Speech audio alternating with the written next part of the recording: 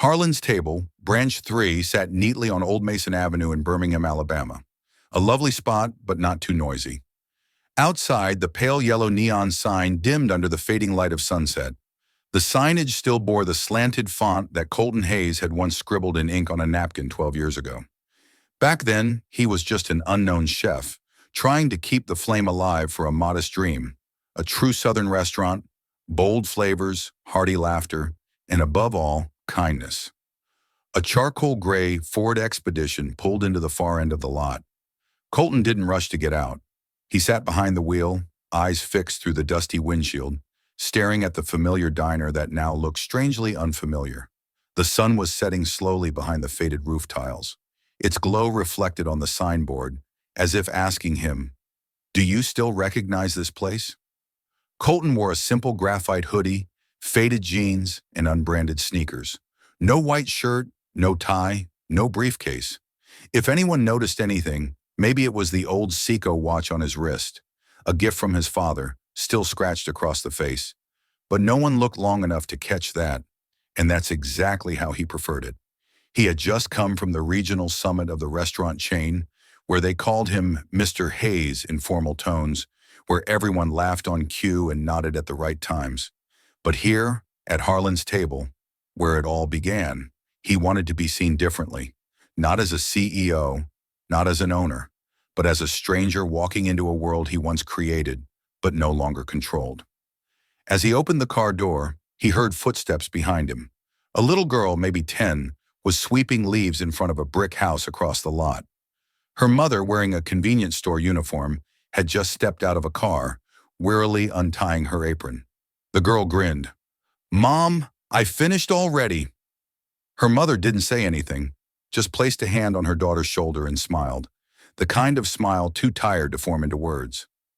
Colton watched them for a moment, then shut his door. He stepped into the restaurant at 6:48 p.m., peak hour. The air was thick with the scent of fried oil and seasoned batter. The kitchen was clearly still running strong, because the familiar aroma hadn't changed. Smoked meat, garlic sizzling, and a sharp hint of pickled chili. Inside was a kind of controlled chaos. Families packed around long tables, couples giggling in corners, kids slapping their hands on tabletops to the rhythm of soft country music playing from the ceiling speakers. But something wasn't right in the middle of all this. There were averted gazes, weariness in every step, the way staff avoided each other's eyes. A high schooler, shirt wrinkled, name tag askew, stood behind the host stand. He didn't even look up when Colton walked in. His voice sounded tired, like a script recited too many times. "Hi, how many in your party?" Colton nodded. "Just one. No rush on the order." The kid let out a faint sigh of relief and pointed to a booth in the corner. "Over there, near the kitchen. Not much of a view." He didn't wait for a reply, just walked off quickly, leaving Colton to follow like some unnamed shadow. Colton sat down. The seat wobbled slightly. The booth's backrest had a small tear. No one had fixed it. He turned to face the main dining area, pretending to scroll on his phone, but really watching, memorizing every expression, every movement. The night shift manager stood by the bar, a middle-aged man in a snug white shirt with a neatly pressed brown tie. He wasn't serving. He just stood there, arms folded, eyes sweeping over the staff like a drill sergeant. A thin waitress, name tag said Ariel, carried 2 food trays. Her shoes were so worn that she slipped slightly on the floor. As she passed the counter, she dropped a fork. It clanged loudly in the already noisy room. No one said a word, but Colton saw it. The manager's brow tightened, his lips pinched. Ariel bent down to pick up the fork, then kept walking like she was invisible. No one smiled. No one helped. A line cook, probably Mo, came from the back, arms full with a crate of greens. He limped slightly. No one checked on him. No one offered a hand. Not a single glance of empathy. Colton pulled a leather notebook from his back pocket, the same one he'd carried since his head chef days. He didn't write in it. He just held it, like he was trying to remember what it felt like back then, when every dish was carefully logged, every spice, every temperature. A soft voice broke his thoughts. "Sorry for the wait. I'm Deshawn, your server tonight. Here's your water, bread, and menu. Let me know if you need anything else." Colton smiled. I'm good. Thanks, Deshaun. Friday nights are slammed, but you came at a good time. The kid grinned. You want to try the shrimp and grits? I'll throw in some collard greens on the side, Southern style. Colton nodded. Sounds good. Deshaun disappeared through the kitchen doors. Colton watched him go, then turned back with a heavy gaze. In another corner, he saw Ariel standing by the water station, refilling pitchers. Each time the manager walked past, she stood straight like she was bracing for inspection. Once he was gone, she slumped again, shoulders drooping like she was carrying something too heavy. The restaurant kept running. Food came out. Guests kept eating. Music kept playing. But there was no rhythm, no soul. Colton felt a tightness creeping into his chest, not from hunger, but from something else. From the aching truth that this place, his place, once the beating heart of his dream, was no longer itself. And he didn't know when that change had even begun. Deshaun returned with a tray of drinks, placed the glass of cold water in front of Colton, and tucked a few napkins beside it with professional precision. Not a word extra, not a motion out of place. But there was something in his eyes that caught Colton's attention. A kind of alertness that didn't belong to someone just working a regular shift. It was the look of someone always ready for something unspoken. Your entree will be out in about 10 minutes, Deshaun said, maintaining his smile, but his grip on the tray tightened slightly. No rush, Colton replied, his eyes still fixed on the kitchen counter. A tray of food had just been delivered to the wrong table, and instead of quietly correcting it, the manager, Gavin, stepped in, pointed at the server, and spoke loudly enough for two nearby tables to hear. That's the third time this week. If you still can't tell a 6 from a 9, maybe you need to go back and study the menu again. His voice was sharp, deliberate. The server, a young man, maybe 19, lowered his head and said nothing. But Colton noticed the guests at the two nearby tables exchanging looks, not because of the food, but because of the atmosphere. No one on the team smiled, not out of indifference, but out of fear. They were all performing a type of survival, just enough service, just enough reaction, and bowing their heads at just the right moment. Each person was like a tightly bolted link in a chain, where if one person stepped half a beat out of line, the whole system would snap like a whip. Colton took a sip of water, ice cold, but the feeling in his chest was tight. He began noticing the small details he had once obsessed over to the millimeter when designing the operations. The position of the dirty dish bins, the height of the tray stands, the distance between the walkway and the open kitchen. Everything was still where he had left it, but one thing wasn't in the blueprint and no longer existed: trust between people. He glanced toward a female staff member wiping down a utensil tray. Her hand trembled slightly as Gavin passed by. Her eyes weren't on the customers, nor on her workstation. They were fixed on Gavin, as if one wrong look could cost her the whole shift. A small detail, but telling. The pen clipped to her name tag was cracked, its tip patched up with clear tape. Colton didn't know why, but the image hit him like a tiny crack in a ceiling, harmless until the rain seeps in. Gavin now leaned against the bar, eyes locked on the POS screen. Not to check orders, but to monitor every button the bartender pressed. If someone stepped away from the station for more than a minute, he glanced at his watch, and in a far corner, Colton spotted Ariel, the girl who had bowed her head after dropping a fork, standing at the water station, refilling pitchers. She didn't look at anyone, didn't say a word. Her movements were fast, sharp, precise, as if she couldn't afford even a second too long. But there was one fleeting moment, barely noticeable, that only someone watching intently would have seen. She stood still for just a few seconds, her hand resting on a pitcher, eyes cast downward. A silence passed through her mind, as if she were asking herself, how much longer can I take this? Colton stared, and he realized this was no longer about a restaurant. This was a silent psychological battle that no one was allowed to name. Deshaun returned with the food. Shrimp and grits. I added some collard greens on the side, classic Harlan style. Colton nodded, cut a piece of shrimp, let it melt on his tongue. The flavor was the same, the exact recipe he had written all those years ago. Not a single ingredient off, but the feeling, it was completely different. like eating a dish that had once been a source of pride, but now felt like a funeral for the memory it represented. He glanced around. A waitress set a tray in the wrong direction and bumped a guest chair. Gavin slid in, whispered something, just low enough to keep private, but enough to turn her face crimson. Colton set down his fork, wiped his mouth, and pretended to type a message on his phone. But his eyes never left the kitchen. Everything he saw was a team working in fear, under total control, and in silence. Not professional silence, but the kind of silence born from people who had learned they no longer had the right to speak. A soft clatter rang out behind him. Colton looked up. A sound that didn't match the others. Not the clang of a knife, nor the scrape of a tray. It was the sound of something breaking, not physically, but inside someone. He held his breath, a quiet sob, very faint, but unmistakable, coming from the end of the hallway, toward the staff break room. Colton stood up. He didn't walk away. He walked toward the sound, and that single step was about to lead him to a place no financial report could ever account for. The sobbing at first was just a faint sound, blurred and almost lost among the clatter of pans, the beeping of the kitchen printer, and shouted orders tangled with soft evening country music. But to Colton Hayes, it came through like a muted signal, sharp, cold, and slicing through everything else, pulling him out of the storm of thoughts in his head. He straightened up. Fork released, eyes fixed on the hallway behind the kitchen, where staff usually slipped away for short breaks, grabbed water, or hid the emotions no one was allowed to show. Most people wouldn't have noticed.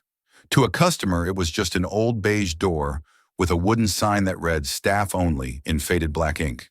But to Colton, it was an entry into a world untouched by internal reports, KPI charts, and polite regional manager emails. He stood up, walked as if heading to the restroom, slow, casual, drawing no attention. But inside he was holding his breath. This corner of the hallway had no air conditioning, no background music, only a flickering pale fluorescent light, the scent of old bleach and cooking oil soaked into the tiles. The ceiling was low. The wall had a patch of white tape over an electrical line. The floor was slightly slick. On the left was the freezer room. On the right, the staff break room. The door cracked slightly open. The crying was no longer ambiguous. Whoever it was had tried to suppress it, tried to stay silent. But the pain was too much. It wouldn't stay in. Colton stopped, one hand resting gently on the wall, careful not to let his steps echo. He didn't intend to eavesdrop. That had never been in his nature. But the sound from inside pulled him in. It wasn't something you were supposed to walk past. The first voice he heard clearly was Ariel's, the waitress with the weary eyes and worn-down shoes. She was sitting on the floor in the break room, separated from Colton by a single door and a few thin walls, but her voice felt like it was pressed directly to the listener's heart. "I'm tired, Tash. I'm really tired. I don't know how much more I can take." Colton didn't move. He closed his eyes, his hand gripping the wall more tightly. Ariel's voice shook like someone trying to drown everything inside, but no longer had the strength. "I've done everything right. I come early, stay late. I work doubles. I haven't taken a day off. But yesterday I just asked Gavin, about overtime, and he slammed the paper down and looked me in the face and said, 'If you don't like it, the door's right there.'" Her voice broke at the last sentence. Her breathing was audible, short, tangled, the kind of breath you take when you're trying not to cry, but fail anyway. Tasha, the quiet line cook with the deep, grounded voice, responded softly like a sheltering wall. "You're not wrong. You've never been wrong. What's wrong is the way he treats people, and how no one has the guts to say anything about it. Danny just dropped a tray of glasses. His hands were wet, that's all. But Gavin cursed him out in front of table 6, in front of the guests. Said, 'You're embarrassing the brand. If you're so great, go work at a gas station.' The kid's not even 20. He went into the freezer and didn't come back out for the rest of the night." A pause. Ariel's breathing grew heavier. "I used to believe this place was kind, Tash. When I first got here, I saw the name Harlan's Table. I thought, this must be one of those chef-owned places. Thought whoever started this must really care about workers like us." Her voice faded. The next line was barely a whisper. I was wrong. Colton felt something inside him collapse a little. He had once written the original company culture statement for Harlan's Table. He had once said, "We're not just building a restaurant. We're building a workplace worth living in." And now just a thin door, a few steps of hallway, and the voice of a young woman were telling him what he had built had been twisted, not by some distant force, but by the very people he had entrusted with power. Tasha continued. Her voice was soft but never weak. They think we don't know how to speak. They think silence means agreement. But it doesn't, Ariel. You have every right to be tired. You have every right to expect kindness. Another soft sob. Then Ariel said something that made Colton forget how to breathe. If the owner were here, if he heard all this, he'd probably just say we were being dramatic. Colton stepped back, half a pace, not out of anger, but because it hurt. Not the words themselves, but the fact that she truly believed them. And maybe she was right. Because he, the man standing here, had once believed that if he built the system, the people part would take care of itself. Colton backed away from the door, making no sound. He didn't need to hear more. He had heard enough. Back in the main dining area, Deshawn was wiping down a nearby table. Colton nodded subtly. Deshawn returned a polite smile, but Colton could see the guardedness beneath it. He returned to his table but didn't sit down. He looked around the restaurant. Every employee was an untold story. Every glance carried a silent message. Don't make trouble. Just get through the shift. Every forced smile was proof of a broken culture that had taken root for far too long. Colton clenched his hand, his eyes settling on the manager's office door. It was still closed. Gavin was inside, no doubt thinking everything was under control. And in that moment, Colton Hayes, the founder of Harlan's Table, understood something with absolute clarity. He couldn't fix this with an email or a meeting with HR. It had to be confronted, and it had to start now. No warning, no detours. He turned, walked straight toward the door marked Manager Only. One knock, just one, loud enough to shift everything. The office door at the end of the narrow hallway sat quietly and worn, much like the way power had always operated here, quietly but with absolute control. A makeshift sign taped to the door read, Manager Only, please knock. But Colton Hayes didn't need permission. He raised his hand. A single knock, firm, decisive, not asking to enter, but making a statement. No response. He knocked again. Slower this time, but even more deliberate. The door creaked open with a heavy clunk, as if even the hinges understood that what lay behind it could no longer be hidden. Gavin Shaw appeared, his white shirt wrinkled, sleeves lazily rolled up, name tag crooked, a Bluetooth earpiece blinking blue in his left ear. He looked up, slightly frowning. You're a guest, right? This area's for staff only. Dining area's out front, bud. His tone was part smug, part lazy, the kind of voice used to speaking down to others. Colton didn't smile. He looked Gavin straight in the eyes. We need to talk. In your office. Gavin squinted, a flicker of confusion and suspicion flashing across his face. Sorry, who are you? What's this about? Colton didn't answer with words. He reached into the pocket of his hoodie and slowly pulled out a small black leather wallet. Inside was a high-level employee badge, one very few had ever seen up close. Silver, prominent lettering, Colton Hayes, founder and CEO, Harlan's Table Hospitality Group. Gavin's eyes widened. His jaw opened, then closed again, as if caught mid-gasp. Colton said nothing more. He tilted his head slightly toward the office. Gavin stepped back, trying to compose himself. I didn't know you were coming. There wasn't any notice. Usually these things go through regional or HR. Exactly, Colton cut in. And tonight I skipped all those layers. Gavin opened the door wider, allowing Colton to step inside. The office was small, cramped, filled with the stale smell of old coffee and disinfectant. Papers scattered across the desk, invoices from the previous week still unclipped. On the wall, a shift schedule covered in red marker, crossouts and edits everywhere. One rolling chair, one folding chair for guests. Colton took the folding chair facing the door. Gavin remained standing, back against the wall, arms crossed. His dominance from the dining room now gone. Colton didn't circle around. He went straight in. I just heard one of your servers crying in the break room. Gavin frowned, not yet sensing the gravity. She said she was threatened for asking about overtime. Publicly humiliated in front of guests. Shamed for small mistakes. And that's not even the full story. Gavin glanced toward the hallway, as if hoping someone might come to rescue him. No one did. Colton continued, his voice calm, but without giving room to breathe. A kid named Danny was humiliated in the dining area after dropping a tray. A line cook with an injured leg didn't dare ask for help because you told him, if you can't handle it, go work somewhere else.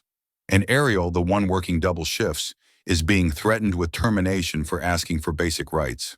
Gavin swallowed hard, sweat now forming at the collar of his shirt. You're talking about minor issues, he tried to argue. We run a tight operation here. I can't afford slackers.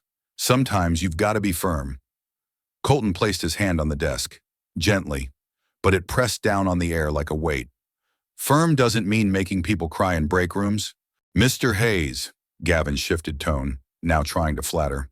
To be honest, this is a tough location. Young staff, high turnover. I've got to keep order. I'm just doing my job. We're still getting decent reviews, still hitting monthly targets. Colton cut him off. And you think a few 4-star ratings justify building a culture of fear? Silence, thick and unmoving. Gavin stood frozen. Colton spoke again, quieter, slower, but each word struck like a hammer. You're leaving tonight. Gavin's eyes widened. Excuse me? What did you just say? Go home. Leave early. You'll get your paycheck for this month. But by tomorrow morning, you're no longer with Harlan's table. You can't just do that, out of nowhere. I can, and I just did. Gavin froze like he'd been slapped. His eyes darted around the office, hoping the furniture might rise up to defend him. Nothing did. Colton stood, slightly taller than Gavin. No need to loom, just a steady gaze. One Gavin couldn't meet for more than 3 seconds. You can walk out quietly. No one but me needs to know why. But if I must, I will explain to the entire team why I won't allow you to spend one more hour in this system. Gavin brushed past Colton, opened the door, and looked like he was about to say something. But he didn't. He just pressed his lips together, gave a small nod, and walked out. No goodbye. Colton remained in the office, looking around. Nothing remarkable, just a standard manager's room. But what unsettled him wasn't the furniture. It was the air. Something had just been cleared out. Not clutter, but abuse of power. Colton stepped out of the office. The door closed behind him with barely a sound, but inside him, it rang like a declaration. This chapter is closed, and the next one, he would write with the very voices the system had long ignored. Colton walked out of the manager's office like a man who had just wiped a long-standing stain off a dusty pane of glass. Gavin was gone. No shouting, no chaos, no explanations. None were needed. Because sometimes silence is the loudest answer to things that are no longer acceptable. Outside, the restaurant kept running. Customers still ate, staff still moved about, orders were called, dishes clinked. But if you paid close attention, you could feel something had shifted. A few glances now drifted toward the hallway. A few hands paused mid-task, not from fatigue, but curiosity. Something was happening. Colton returned to his old seat, but this time he didn't sit. He leaned against the wooden panel beside the booth, hands in the pocket of his hoodie, eyes scanning the room as if listening for the heartbeat of the place he once called his second home. As Deshawn passed by, Colton gently raised a hand. Can you help me with something small? Deshawn stopped, a little hesitant. Yeah, what do you need? I'd like to meet with all the staff who are working tonight. Everyone. After we close. Just a short meeting. Clocked in and paid. Deshawn studied him more closely now. Something in his expression shifted. He nodded. I'll tell them. No questions, no hesitation, just a clear nod. Trust. 8:30 p.m., 10 p.m., 11 p.m. The last table left, carrying to-go boxes under their arms. No one asked for dessert. No one whispered, "Is that the owner?" like they sometimes did. Tonight's guests had no idea that just beyond the kitchen door, a quiet cultural earthquake was underway. Deshawn flipped the open sign to closed. Some employees were still washing dishes, wiping down counters, taking out trash. Ariel stood near the water station, eyes still avoiding contact. Danny leaned on the broom handle, rubber gloves still wet with soap suds. Tasha stood with arms crossed near the exit, her gaze guarded, but not without hope. Once everyone had gathered, Colton stepped into the center of the dining area, the usual waiting space for guests, and faced the entire team. No podium, no microphone, no special lighting, just a man standing in the middle of a circle made up of people who had once believed their voices didn't matter. "I won't keep you long. I know you're tired, but I need you to hear me for a moment," Colton said, his voice even and low, but loud enough to quiet the entire room. "I'm Colton Hayes, founder of Harlan's Table." The room froze. Some mouths opened with no words. Some glanced around at each other. Some just paused for half a second, then closed their eyes as if to take a different kind of breath. "I didn't come tonight to check food quality or evaluate service. I came because something's been keeping me up at night for months. And tonight, I found out why." He looked toward Ariel, his eyes holding no judgment. "I heard your conversation in the break room. There's nothing wrong with feeling hurt. There's nothing wrong with feeling like you've been treated unfairly. What's wrong is the system that allowed it to happen." Ariel lowered her head, but tears were already forming in her eyes. Tasha clenched her fists tighter, like she was holding back from speaking too soon. "I left someone like Gavin in charge of this place for far too long without checking in. That's my failure. And I'm not here to assign blame or ask for forgiveness. I'm here to fix it." No one laughed. No one clapped. But the air in the room had changed, still tense, but no longer with fear. Now it held something else. Expectation. Hope for something real. "I want to speak with each of you, one-on-one. No cameras, no transcripts. No one will be fired for telling the truth. I just want to listen. Something I should have done from the start." A beat of silence. Then Deshawn stepped forward. "I'll go first." And so that night began a series of testimonies that required no courtroom, but weighed heavier than any verdict Colton had ever read. In the small manager's office, where Gavin used to sit with an air of command, one by one, employees entered and sat across from Colton, each carrying a piece of memory, a fragment of pain, a silence they had swallowed too many times. Deshawn spoke about seeing 3 co-workers erased from the schedule simply for questioning decisions. Keisha talked about last-minute shift changes that made her miss daycare pickups for her child. Tasha admitted she'd eaten lunch in her car for 3 months, just to avoid Gavin's comments about her body. Danny, voice trembling, eyes red, confessed he'd considered quitting 3 times in the last month, but stayed because of Ariel. For every story, Colton didn't interrupt, didn't justify, didn't record, just listened, and took notes in an old black notebook. When Ariel finally walked in, she stood still for a few seconds before taking a seat. Her eyes met Colton's, as if silently asking, "Why did it take you this long to come?" But her mouth said nothing. Colton nodded, soft as wind. "I'm sorry." Ariel stayed quiet for a moment, then softly asked, "So now, what are you going to do?" Colton exhaled slowly.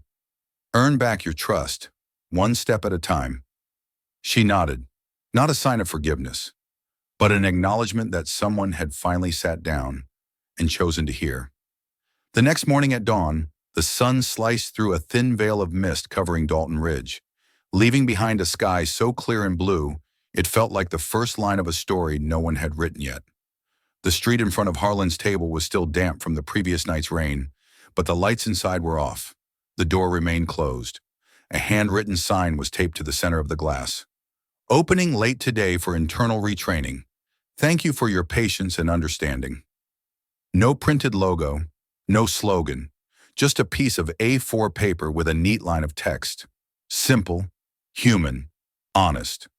Inside the restaurant, there was no clatter of cutlery, no kitchen sizzle. Instead, 15 people, of different races, ages, and departments, sat in a circle where guests would normally dine. No tables between them, no order slips, no receipts, just morning sunlight pouring through the windows, illuminating the faces of those long overlooked. Colton stood in the center, holding a stack of papers. No microphone needed. First, I want to thank each of you who stayed last night and shared your truth with me. I listened. I took it in, and I'm acting on it. He paused for a moment, letting his gaze meet each person, not with judgment, not with authority, just as a man reclaiming a responsibility he once abandoned. Brent or Gavin will not be returning. That decision has been made. It won't be reversed. But that's not the finish line. That's just the first step. A light exhale. A few glances exchanged. Not full trust yet, but resistance was fading. Colton raised the papers. This is the new code of conduct, rewritten from scratch. Short, clear, mandatory, and I didn't write it alone. He placed the stack down and pulled out a list. We're forming an internal review council made up of kitchen staff, servers, dishwashers, even part-timers. If you want in, sign your name. You don't just get to make suggestions, you get to decide. A voice rose from the back. Mateo, a Puerto Rican line cook who had never spoken in any previous meetings. Like a workers' board? Exactly, Colton said. A real council. Not for show. A group that can veto decisions if they're unfair. There was a quiet murmur. Skepticism still lingered, because they had lived too long in doubt. But another pair of eyes, Ariel's, was looking at Colton no longer as a boss, but as someone willing to remove the mask of leadership. I've also brought in an independent auditor to review the past 6 months of payroll. Any missing overtime, any forced unpaid shifts will be fully reimbursed. No pleading, no paperwork battles. Keisha, the waitress who'd often had her shifts changed last minute, blurted out, "Even the ones we got called in for without written confirmation?" Colton nodded. "All of it. If there's proof or witness statements, I'll treat it as a formal grievance, and I'll personally monitor the reimbursement process." In the corner, Danny pressed his lips together and raised his head. For the first time that morning, not staring down at trays or avoiding eye contact. Tasha, who usually stood with folded arms, now let them drop. Her gaze was quieter, softer. Colton continued, but this time his voice lowered.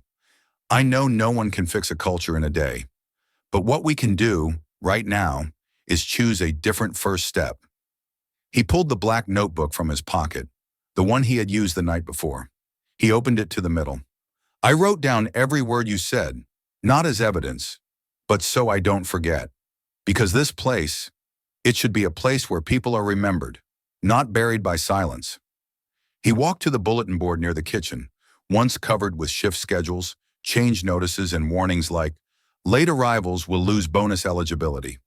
He tore it all down and replaced it with a single white sheet, written in black ink, no edits, no polish, but every stroke bold, carved like it came from somewhere deeper than pen or paper.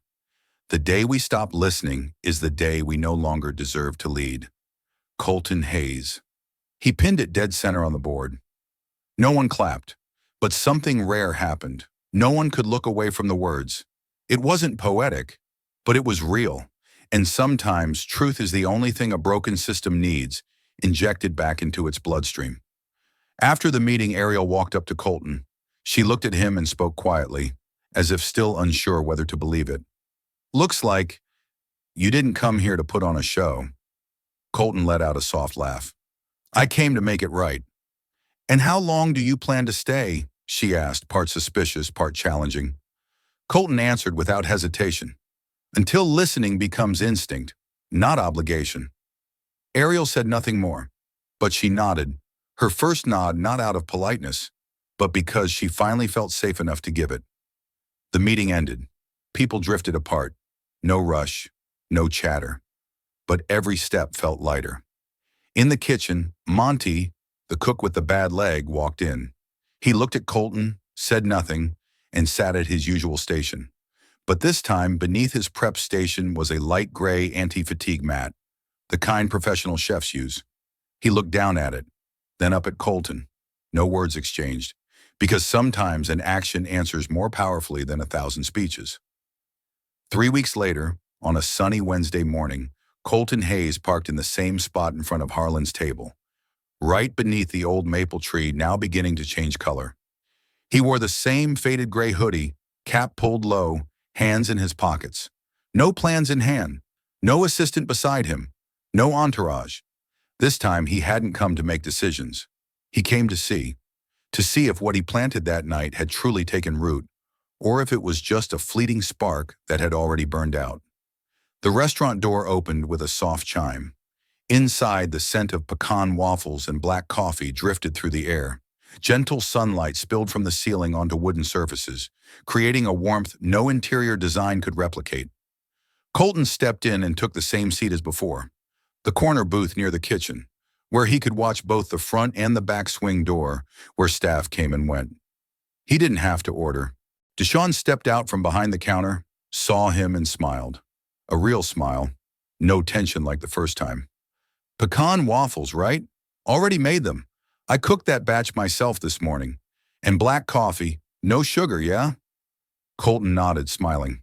Exactly right. Deshawn walked off and Colton began to look around. Ariel was setting silverware at table 4. Her face still carried depth, but there was now a certain light in her eyes. Something hard to name.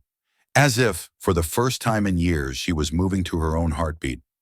At the host stand, Keisha was guiding a new girl, patiently pointing out each step on the seating screen. She spoke gently but clearly, creating an air of calm control. Danny was still at the dish station, but now he had one earbud in, mumbling lyrics to himself. And the strangest part? He was smiling. To no one. Just unafraid. Monty, the older cook with the bad leg, now had a stool next to his station. When there were no orders, he sat to rest, then stood again when needed. No one questioned it. No one rolled their eyes. It was as if the stool had always belonged to him. People just hadn't thought to place it there. Then Ariel walked past Colton's table. She glanced at him and paused for a moment. Still secretly checking in, she teased, not accusingly, but playfully, like someone testing a new bond of trust. Colton shrugged. I like to keep people guessing. Ariel nodded, then paused in thought. Colton, I don't know how long this will last, but this morning when I walked in, something felt different. Different how? I didn't feel like I was wearing invisible armor anymore. Colton leaned back slightly, taking in her words like a familiar melody finally played the right way. Good. That means we're heading the right direction. Ariel hesitated. The new manager's not bad. He says he wants to honor the real culture of Harlan's, something about it being everyone's table. He even asked me to help with the shift schedules. Colton raised an eyebrow. And you said yes? At first, no. But then I thought, if not me, then who? If someone's going to rebuild this table, they should probably know how to set the silverware right. Colton chuckled. You're leading without needing a title. I'm just doing my part. She walked away with a tray of water. But Colton didn't look away. Her steps were firmer now, her shoulders no longer slumped. She didn't have to harden herself just to survive. She was becoming part of this place, not a person constantly needing to prove she belonged. A while later, Danny quietly approached, holding a folded sheet of paper. My mom said to give this to the man who saw me when everyone else made me disappear. Colton accepted it. The handwriting was neat, careful. Thank you for seeing my son when others made him invisible. Not everyone does that. Not everyone stops long enough to listen. Colton folded the paper and carefully slipped it into his wallet. It wasn't just a thank you. It was validation. That what he had done wasn't for show anymore. It had begun to touch something deeper. No need for praise, no awards. Just the hope that this change would last. Visible in the eyes of those who used to go unseen. Before leaving, Colton stood and walked to the employee bulletin board in the staff corner. No more shift warnings. No disciplinary memos. Just a simple wooden board. And in the center, still intact, the handwritten message he'd posted weeks before. The day we stop listening is the day we no longer deserve to lead. He smiled, then quietly walked out. No goodbye needed, because sometimes the best thing a leader can leave behind is a space where they no longer need to be present, for people to finally feel seen. On Monday morning, Colton Hayes stepped into the Harlan's Table headquarters in downtown Nashville. The 12th floor glass conference room, with dark hardwood floors, a 10-seat boardroom table, and sunlight pouring in, looked exactly as he designed it, polished, expensive, and far removed from the realities on the ground. But this time, he wasn't in a suit, just a rolled-up shirt, dark khakis, and his familiar black notebook in hand. In front of him sat the regional managers, HR coordinators, the head of accounting, and the national training lead, all seated neatly, ready for what they assumed would be the usual weekly status update. Colton didn't turn on the projector. No PowerPoint, no pie charts. He set his notebook on the table and opened to a corner-folded page. We have 74 active locations across the country. This week, I want to talk about just one. Branch 52, Dalton Ridge. A few people flipped through their notebooks. One whispered, Jacksonville? Another shook their head. No, Mississippi. Colton smiled. Dalton Ridge, the location that, about a month ago, flagged some troubling internal metrics. A spike in resignations, decent revenue, but missing overtime records. So I went there, unannounced. I listened, I saw, and I acted. The room began to still. Eyes shifted from boardroom reflex to genuine attention. I didn't go there to conduct an audit. I went as a customer. I sat in the back, and I heard someone crying in the employee break room. It wasn't loud, it wasn't dramatic, but it was clear enough that I couldn't ignore it. No one interrupted. Gavin Shaw, the manager there, had no idea who I was. He intimidated staff, humiliated them in front of customers, retaliated by slashing hours. That night, I removed him from the system, on the spot. A ripple of disbelief passed quietly through the room. Colton paused for a beat, then continued. But that wasn't the end of the story. That was the beginning. That night, I sat down with every member of that team. No recording devices, no lawyers, no HR. Just one rule. Speak the truth, no punishments. He turned to a new page in his notebook and referenced a handwritten list. We've restored 214 unpaid overtime hours, rebuilt the scheduling system, installed an anonymous feedback platform, and most importantly, we created our first in-store employee council, one where cooks, servers, and dishwashers can vote on branch management. The Western Regional HR lead raised her hand. Colton, I agree this is the right direction, but can we really scale this without diluting our structure? Historically, policies have always come from the top. Colton nodded. And that's exactly why so many of our values have never made it past the kitchen doors. I'm not dismissing structure, but structure doesn't replace trust. The Southern Operations Coordinator spoke up. You want to replicate the Dalton Ridge model? Colton didn't hesitate. Not replicate. Create space for each branch to rewrite itself, with backing from the system. No more getting punished for speaking the truth. No more managers ruling through fear. No more ignoring the ones who quietly keep these places running. He walked to the whiteboard, picked up a marker, and wrote one line. At Harlan's table, the most important voice isn't the loudest. It's the one we've ignored the longest. He turned back to the table, resting his hands lightly on the edge. This company was built on the dream of treating customers like family. But how does that happen if the people cooking and carrying the food aren't treated like human beings? No one replied, but it wasn't fear that silenced the room. It was reflection. After the meeting, Colton didn't return to his office. He stopped by the tech department, requested the launch of a nationwide anonymous employee feedback system, fully encrypted. Monthly reports sent directly to him. No intermediaries, no filters. On his way to the elevator, his personal assistant leaned in and asked softly, Colton, are you launching a company-wide reform? He smiled lightly. Number, I'm redesigning our ability to listen. Then he pressed the button for the lobby. Because sometimes the best leaders are the ones who know when to step down and listen from the right place. 2 weeks after the late opening for staff retraining, Harlan's table in Dalton Ridge slowly became known as that restaurant with something different. Not because of the food, the menu hadn't changed. Not because of the decor, the same wooden tables, round pendant lights, and pale gray walls. But there was something else, something unspoken yet deeply felt. A quiet warmth in the air, voices rising from places that had only ever known how to bow their heads. It was a Saturday. A group of customers waited near the host stand, an elderly white couple, a Latino family, and 3 college students with Bluetooth earbuds in. Keisha, now officially in charge of front desk operations, was managing a particularly tricky situation. A guest had lost their wallet in the restroom. She handled it without calling a manager. Calm, composed. 3 minutes later, the wallet was found inside the hand dryer, completely intact. The guest was happy and left a glowing compliment. Tasha stepped out of the kitchen after helping Monty adjust the oven. Danny was wiping down the drink station.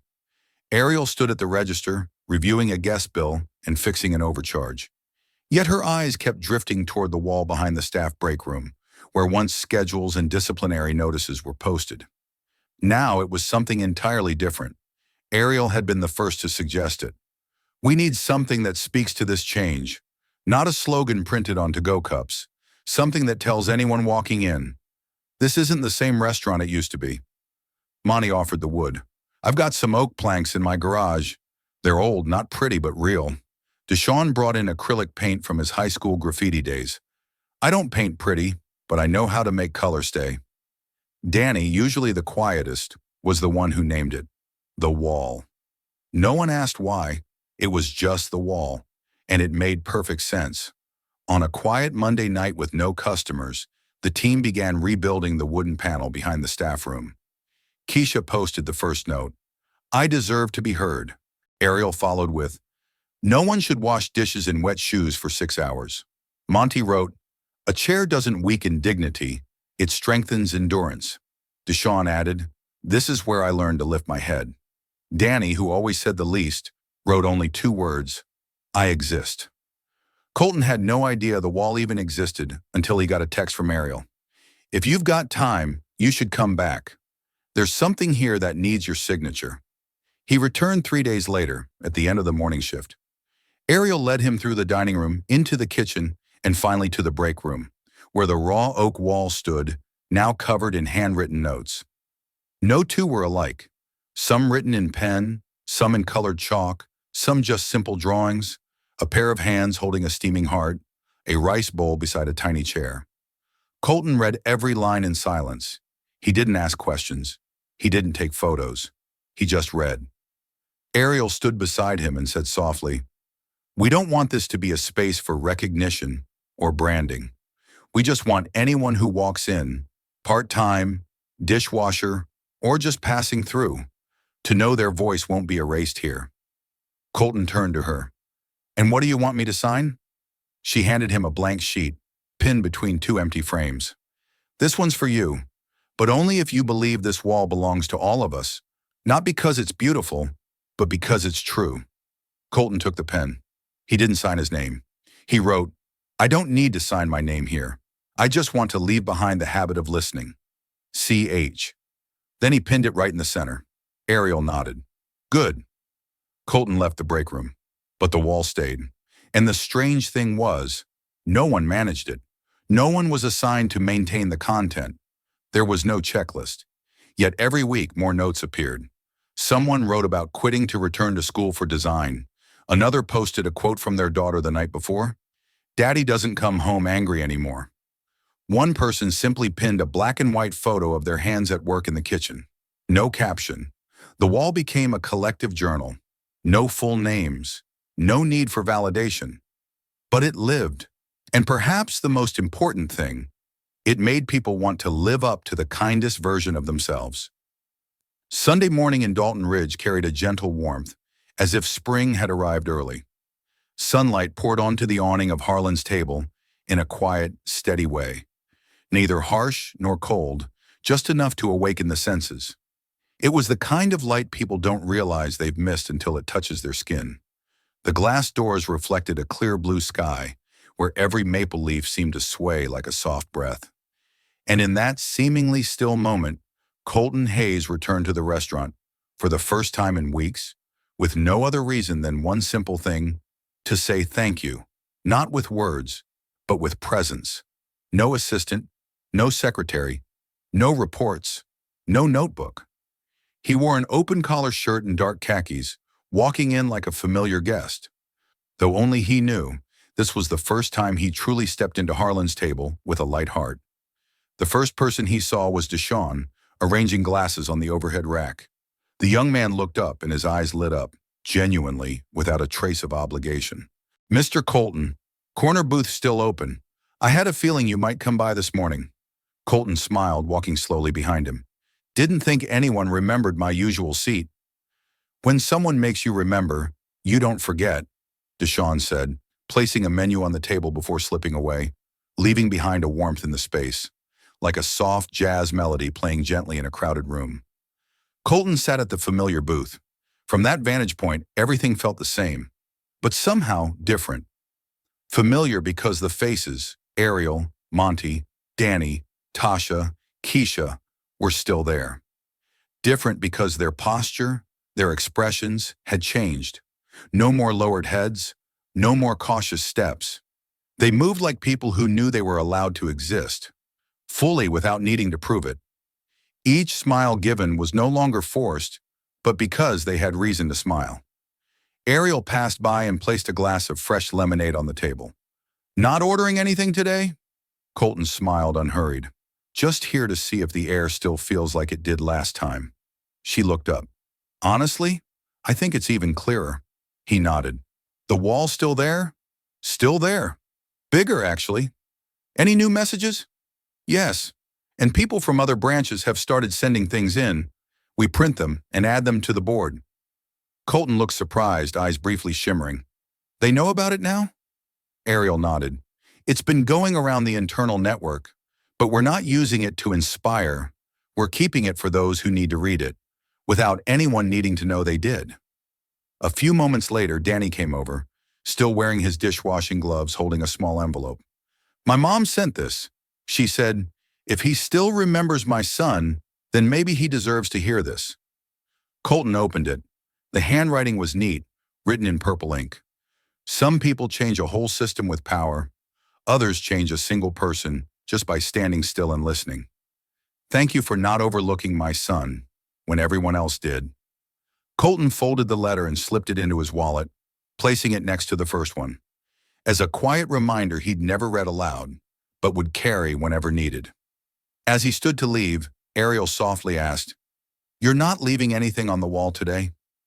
Colton looked toward the wooden board near the back kitchen, once covered in shift schedules and dry warnings, now layered with stories, notes, hand-drawn sketches, letters, and even blank scraps bearing only a name. He stepped over, took a fresh slip of paper, paused with pen in hand for a few seconds, then wrote, "I won't leave a name. I'll leave a breath. If it ever feels suffocating, please open the door. CH." He pinned it at the center of the board, then turned back with a quiet smile. No applause, no photos, no live streams. Just a new staff member, maybe 16 years old, working his first job, folding napkins by the counter, eyes quietly following Colton as if he'd just heard something important, even if he couldn't fully understand it yet. When Colton stepped outside, the morning air felt a little brighter. The maple tree swayed slightly in the breeze, and in that seemingly ordinary moment, he knew. He didn't need to return every week to make sure things were on track, because the people who stayed, they had taken each other's hands and continued walking that path, without needing a leader, because they had begun to lead themselves. At branch number 31 in Cedar Grove, New Mexico, a location barely mentioned in monthly reports, something quietly unusual began to unfold. There were no memos, no official campaigns, no culture training initiatives. But after one employee from Dalton Ridge shared a photo of the wall on the internal network, something began to spread to other branches, like warmth radiating from an unseen fire. It started with a single note. At Cedar Grove, a wall near the staff room, previously used to hang uniforms, was replaced with a white-backed wooden board. The first note was pinned there with a rusty tack. "If you've ever felt invisible here, this is where you can leave your voice." No signature, no verification needed. A week later, there were 12 new notes, no two alike. One spoke of being pressured to take extra shifts. One simply read, "I miss smiling when I come to work." Another was a photo, a single empty chair, with the caption, "For anyone who needs a break," not for checking who's slacking off. The branch manager, a man named Connor Velasquez, was initially wary, but after reading them all, he stepped outside on a Monday and placed a chair against the breakroom wall. He taped a note above it. No need to ask permission. Just breathe. No approvals, no meetings.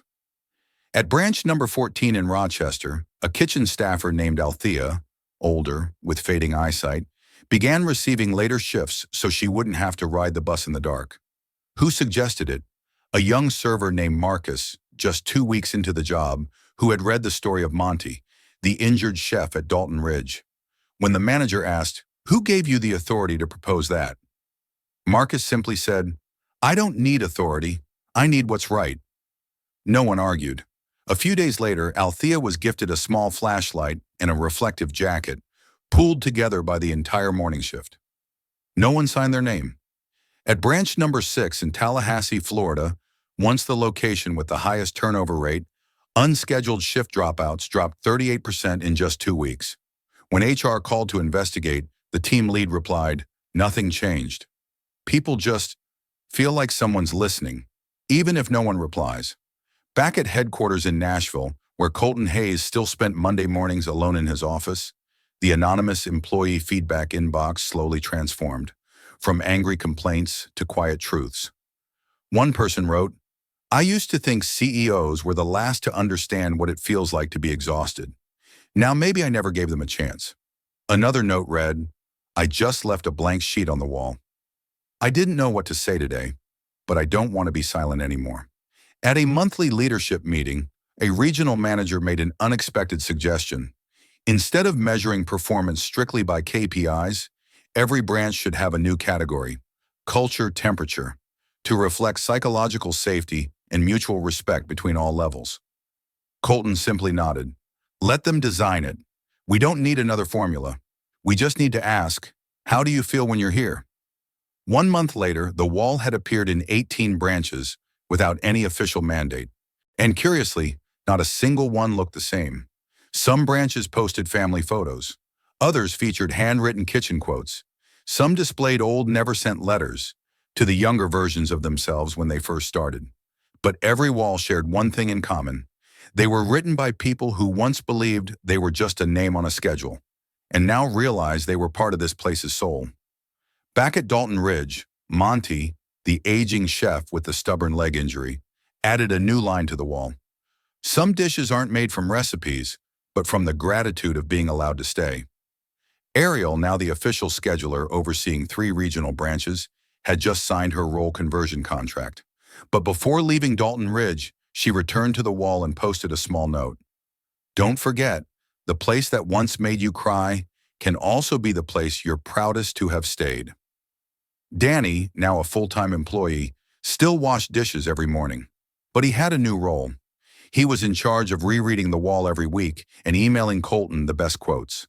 The last line of this week's email read, "They don't need you to show up every week anymore. But I think sometimes you still should.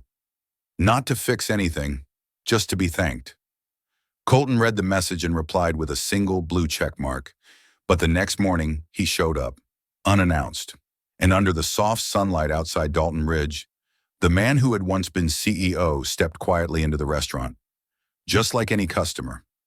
No special treatment, no name tag, because the greatest thing he ever built was a culture that didn't need to see him to still feel his warmth in every small act of humanity that passed between them.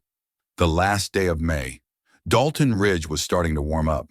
The scent of scorched grass drifted in the breeze, and the first cicada songs buzzed faintly from the trees in the parking lot. Inside Harlan's table, the air felt different, not because it was busy, but because every branch in the region had quietly closed early that day. No official announcements, no posters, just a handwritten note taped to the front window.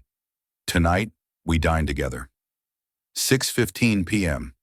Inside the restaurant, over 70 staff members from neighboring branches gathered.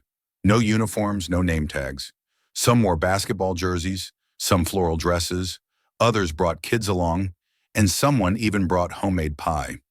People who had only known each other through emails or by word of mouth from HR complaints were now sitting at the same long tables, like old friends reuniting. There was no opening ceremony, no MC, no stage, just tables pushed together, soft amber lighting, and a small sign propped beside the now familiar wooden wall, once known simply as the wall. Colton Hayes arrived late, on purpose. He walked from the back parking lot carrying a fabric tote bag. No one noticed as he entered, and that made him smile. Because this, exactly this, was what he'd always hoped for. When a system truly stands on its own, its founder no longer needs to walk in as a symbol.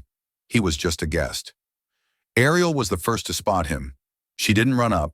She didn't call out. She simply passed by and said quietly, "Wherever you sit, we'll come say hi." Colton nodded and sat at a corner of the drink station, where Danny was helping Tasha's little daughter pour water into a plastic cup with a curly straw. Monty walked over from the kitchen handing Colton a card. "This is from the kitchen crew. Don't read it out loud. I won't be responsible if you cry." Colton opened it. Over 20 short messages filled the card. One read, "Thank you for letting us stand still without being rushed." Another, "We still want to do good work, but at least now we don't have to pretend we're not tired." And one simply said, "I see myself now." No one gave speeches. No one was assigned to represent the group. But then a young woman named Brooke, a new server at Branch 29, stood up holding a small piece of paper, her hands shaking but her voice clear. "I don't know what to say. Yesterday I wrote a resignation letter because I thought all restaurants were the same. But today, I've decided to tear it up." Light applause broke out, not loud but sincere. Then Deshaun stood, hands in his pockets, voice steady. "I used to think the only way to change a system was to be the CEO. But now I know. It can start by just asking the dishwasher who they are and if they're okay." Keisha added, "Each of us here is a brick, and if we're brave enough not to stand on top of each other, we can build a floor for others to walk on." No one asked them to speak. No one made them share. But one by one, people did. A kitchen worker cried while recounting how their shift was adjusted to care for a child. A server admitted they once considered stealing bread to take home because they were that hungry, and now they didn't have to anymore. Someone from headquarters leaned in and whispered to Colton, "I've been in HR for 15 years, and this is the first time I've seen this job feel truly human." Colton didn't speak. He didn't stand up. He gave no final words. He quietly pulled from his bag a small picture frame. Inside was a single sheet of paper, the very first note ever pinned to the wall at Dalton Ridge. The writing, faded but still legible. "I used to stay silent because I thought I couldn't change anything. But today I write, because if I don't speak up, who will speak for me?" He placed the frame on the center table. No explanation, no spotlight. But from that day forward, every new Harlan's Table branch would open with a blank board in the staff area, and no one was allowed to monitor or censor its contents. People started calling it the wall where silence was undone. When a trade magazine asked to come photograph it, Colton sent back a single line, "Don't photograph the wall. Photograph the person standing in front of it, because that's what changed." If you've ever thought you were too small to make a difference, remember, a single drop of water doesn't make a storm, but it can be the first drop that falls. And if you've ever been forced into silence, know this. There are places like Harlan's Table where silence is no longer your only option. Thank you for joining this entire journey. If this story moved you, share it, leave a comment, or subscribe. Because you reading these final lines might just be the very first drop. Respect nar sa dignity, darch real leadership, nar Harlan's Table.